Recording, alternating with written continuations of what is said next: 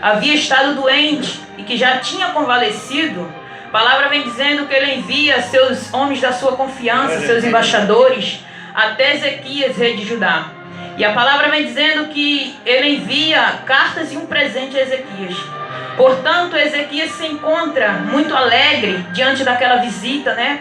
Homens poderosos, homens da confiança do rei da Babilônia, o rei Merodach-Baladã. E a palavra vem dizendo que ele abre a sua casa para aqueles homens, né? E sai mostrando todas as suas coisas, seu ouro, sua prata, tudo quanto havia no seu domínio, né, meus irmãos?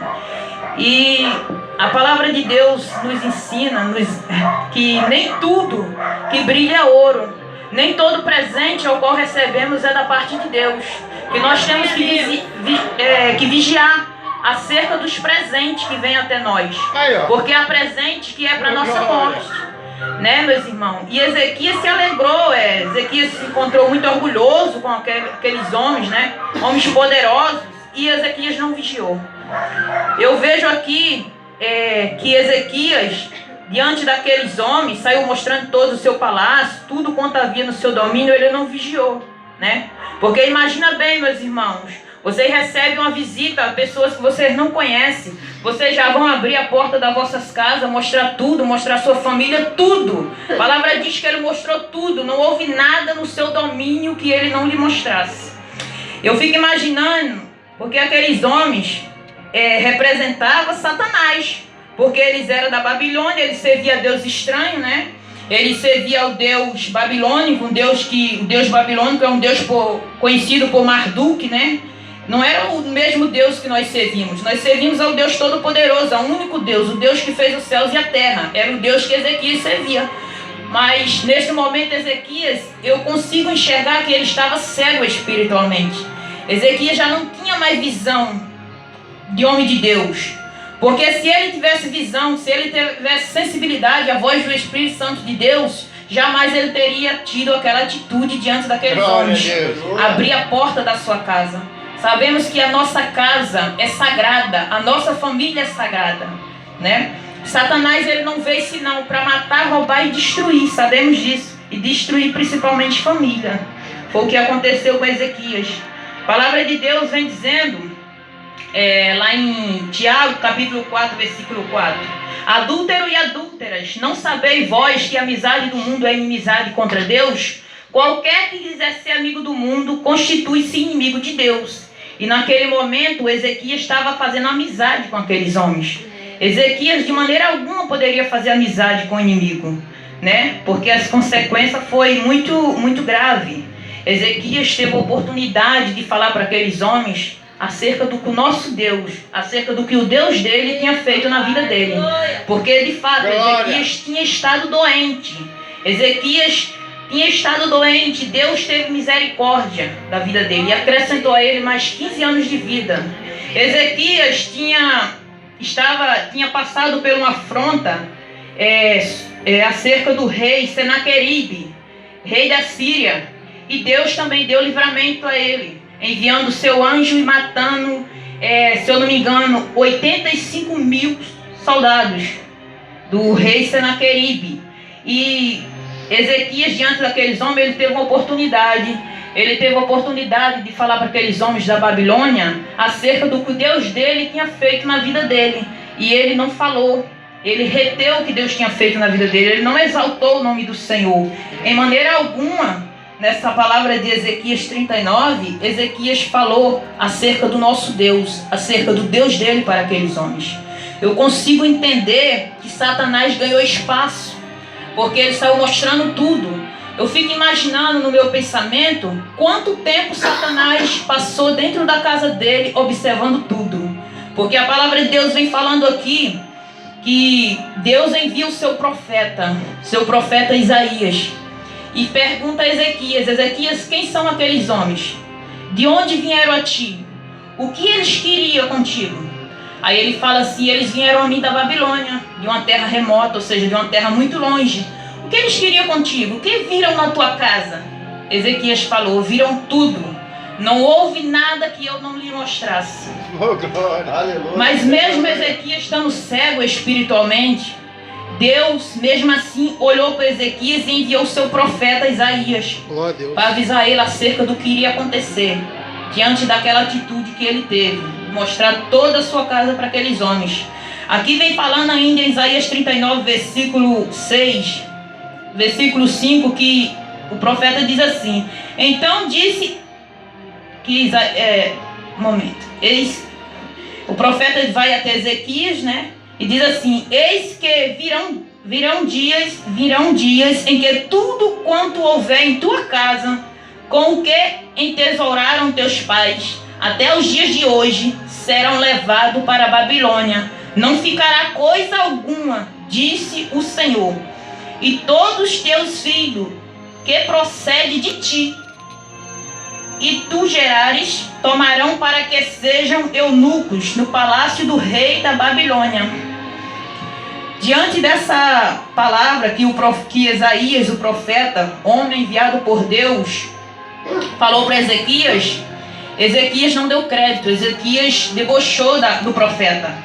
Porque Ezequias diz assim, Ezequias disse: então disse Ezequias a Isaías, o profeta: boa é a palavra do Senhor que disseste. Diz mais, porque haverá paz e verdade em meus dias. Ou seja, ele chamou o profeta de Deus, o homem de Deus, que tinha ido alertar ele acerca do que iria acontecer, que o profeta era mentiroso. Quando ele fala, diz mais, porque haverá paz e verdade em meus dias, chamou o profeta de mentiroso.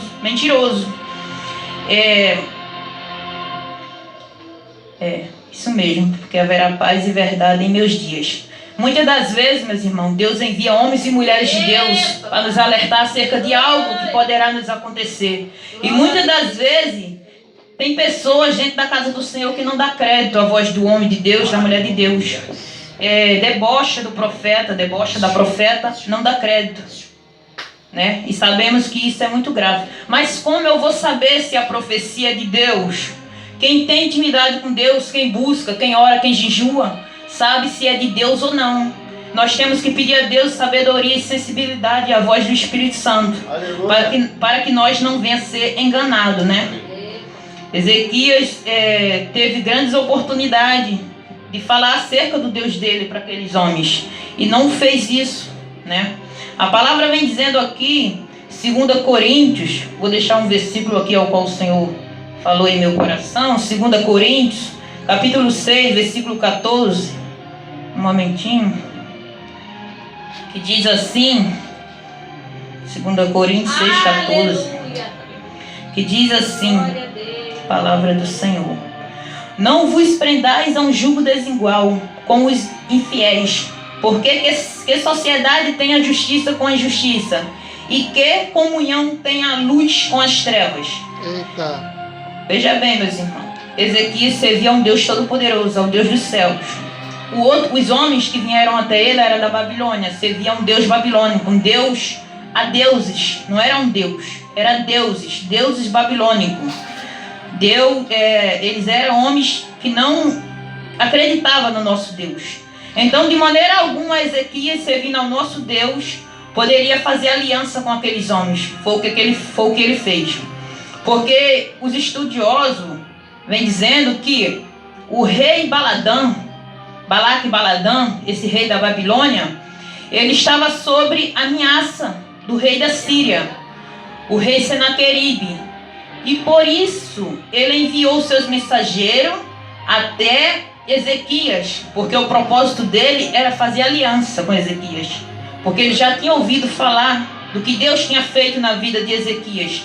Já tinha ocorrido,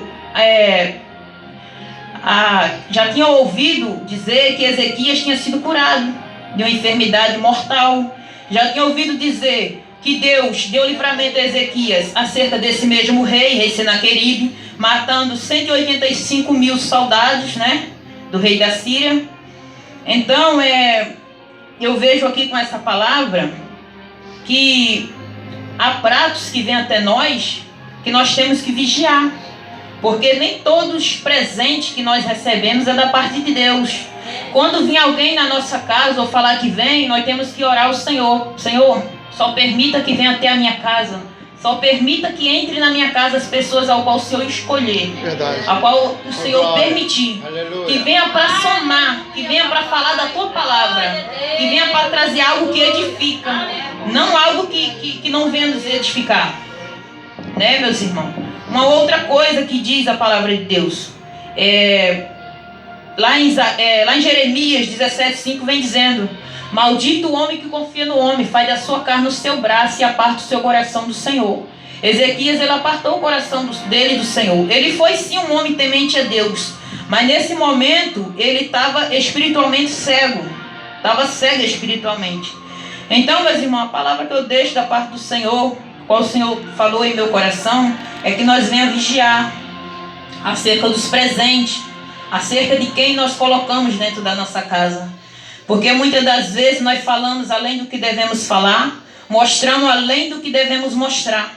Se não me fala a memória, em Tiago, capítulo 1, versículo 19, a palavra de Deus vem dizendo: mas todo homem seja prestes para ouvir, tardio para falar e tardio para se irar, porque a ira não opera a justiça de Deus. Vem dizendo também, 1 Tessalonicenses capítulo 5, versículo 17: orai sem cessar, em tudo das graças, porque essa é a vontade de Deus. Nós temos que orar em todo o tempo, para que não venha nos suceder esse tipo de coisa, para que Satanás não venha destruir a nossa casa, a nossa família, a nossa fé. Aleluia. Porque esse é o propósito dele. Né? A palavra vem dizendo que Ezequias ficou muito orgulhoso. Ele não viu maldade naqueles homens. Mas aqueles homens não se viu o Deus dele. Se ele temia Deus, se ele fosse um homem que tivesse visão espiritual, ele deveria desconfiar daquela visita, né? Porque jamais vai chegar uma pessoa que eu não conheço na minha casa. Posso até conhecer as pessoas ao qual enviaram essas pessoas na minha casa, que é o caso de Ezequias. Ezequias poderia até conhecer o Deus, o rei da Babilônia, mas ele não conhecia os homens ao qual o rei enviou até ele, né? E foi logo colocando dentro do seu reinado, mostrando tudo para eles, né? Temos que vigiar acerca disso. Ezequias, ele confiou na sua riqueza, no seu exército. Ele colocou a sua confiança totalmente naquilo ao qual ele tinha, que era muita riqueza. Ele achava que jamais iria acontecer nada com ele. E se deu mal, porque os filhos dele foram levados para a Babilônia, né? Serviram de escravo naquele palácio. A sua esposa, eu creio também, né? Porque fala que foi todos levados para a Babilônia. E se não me fala a memória, eles foram mortos diante dos olhos do Ezequias, do próprio pai, né? Eles foram mortos. Tá, aqui em Deuteronômio 8, versículo 17, diz assim: e não digais no teu coração, a minha força é a fortaleza de meu braço, me adquirirão este poder. Antes lembrarás do Senhor teu Deus, que é Ele que te dá força para adquirires poder, né? Ezequias, ele achava que tudo quanto tinha no palácio dele, no reinado dele, foi conseguido com a força do braço dele. Ele achava que ele estava protegido, porque ele era rico, tinha muita riqueza, saudades ao seu redor, que nada poderia lhe suceder de mal. Mas foi aí que aconteceu, né? Esses homens viram tudo, levaram até o rei Baladã, e esse rei destruiu Judá. Destruiu o palácio de Ezequias e levou tudo quanto havia no seu palácio, seus filhos. Vamos vigiar mais, meus irmãos, orar mais, pedir a Deus para que nós não venhamos a ser enganados por Satanás. Porque, como já foi falado, como eu já falei, Satanás ele não veio senão para matar, roubar e destruir. E o propósito maior de Satanás é destruir família, né? Quantas famílias não estão destruídas aí? Por causa de não vigiar. Muitas das vezes homens, mulheres de Deus que conhecem a palavra de Deus, mas não tem mais sensibilidade à voz do Espírito Santo, não tem mais visão espiritual, né? E acaba caindo nas artimanhas de Satanás. Porque Satanás, meus irmãos, quando ele vem com presente. vem com palavras bonitas, né? Ele vem de forma para que nós não venha desconfiar que é Satanás. Por isso que nós temos que vigiar, nós temos que orar, para que nós não venhamos ser enganados. Estava falando hoje à noite, a minha irmã, ela tem vinha falando meu esposo no carro, a minha irmã, ela tem uma filha de 13 anos, criada no interior, né? Na roça, como se fala aqui. E a menina, ela fez uma prova, de 40 alunos da sala dela, ela foi a única que passou nessa prova, para estudar no colégio militar. Só que a menina só tem 13 anos. E o moço lá, que passou a prova, o rapaz lá, falou assim, não pode a senhora ficar com ela lá, que é em Fortaleza. Lá da onde a minha irmã mora, para Fortaleza, 6 horas de viagem. Ela não vai poder estar indo lá. A senhora não pode ficar lá, só a menina. Ela vai ganhar uma bolsa, no valor de R$ 1.400, para ela se manter. E a senhora só vai poder ver ela uma vez por mês. Aí eu falei para minha irmã, vigia, porque não podemos confiar. A palavra de Deus fala, maldito o homem que confia no homem, né? Há coisas que aos nossos olhos parecem perfeito, né? A palavra de Deus fala, Provérbios 16:9, que há caminho que para o homem parece perfeito, né? Mas o homem considera o seu caminho perfeito, mas é o Senhor que dirige os nossos passos. E há caminhos que parecem perfeitos, mas o final é caminho de morte. Aí eu falei para ela, como pode? A menina tem 13 anos, é uma menor. Você deixar ela ir para Fortaleza por causa de um sonho, que é o sonho dela, estudar lá no colégio militar, uma bolsa, né? A menina tá querendo ir, eu vou, só que ela não se domina, porque ela só tem 13 anos. Falei, não permita. Não permita, porque tudo bem, é uma oportunidade ao qual você está vendo que não pode deixar passar, porque a menina foi a única que passou no colégio de 40 alunos. Você está vendo com bons olhos, mas tem que vigiar, porque do jeito que está o tempo, né? A palavra de Deus fala que nós não podemos confiar. Muito estupro, muito maldade nesse mundo aí. Não deixa a tua filha aí. Ora a Deus. Eu já consigo enxergar que não é de Deus. Porque a menina é menor e ela como mãe não vai poder ficar lá com a filha dela. Né? Eu falei, não aceita não. Desiste disso. Deus tem algo melhor para você. Você vai sofrer, sua filha longe. Sua filha vai sofrer longe de você. E se suceder algo, né, com a sua filha, ser estuprada, ser morta, como que ficará? Não valeu a pena. Né? Melhor você ter a sua filha perto de você, né, do que mandar ela para longe e suceder uma coisa de ela ser morta ou algo que depois ela venha lamentar amargamente para o resto da vida dela, né, meus irmãos? Então a palavra que eu deixo nessa noite é que nós venhamos vigiar, que nós venhamos buscar mais, né? Nós venhamos pedir discernimento, entendimento da parte do Senhor. Eu peço sempre a Deus que me dê sabedoria. Salomão, ele não pediu a Deus outra coisa se não foi sabedoria. Pediu ao Senhor que desse sabedoria. Houve uma situação na vida de Salomão, ao qual se apresentou diante dele 2 mulheres, ao qual as 2 mulheres moravam juntas. E essas 2 mulheres tiveram um filho. Só que na madrugada, uma rolou por cima do seu filho e matou.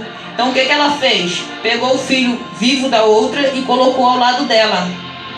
E a outra falou, quero meu filho, porque esse é o meu filho é o vivo. A outra falou, não, o seu filho é o morto, o meu que é o vivo, né? Aí o que aconteceu? Aquelas 2 mulheres foram até o rei Salomão. Olha a sabedoria do homem, ao qual Deus deu para ele, a sabedoria. Qual foi a decisão do rei?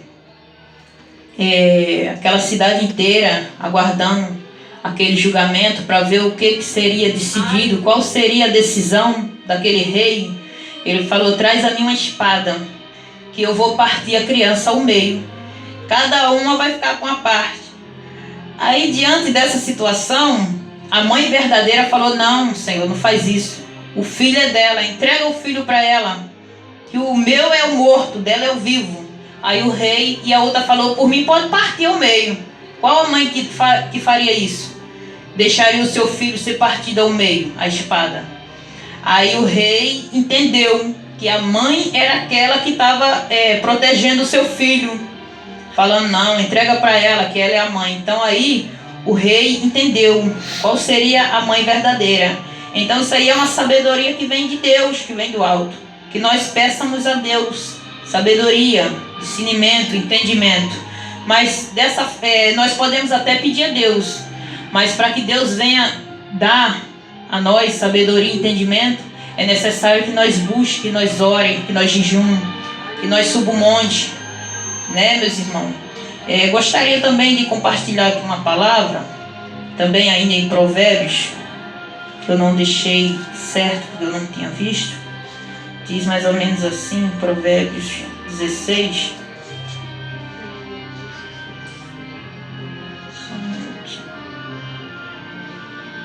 Aleluia. Provérbios 16.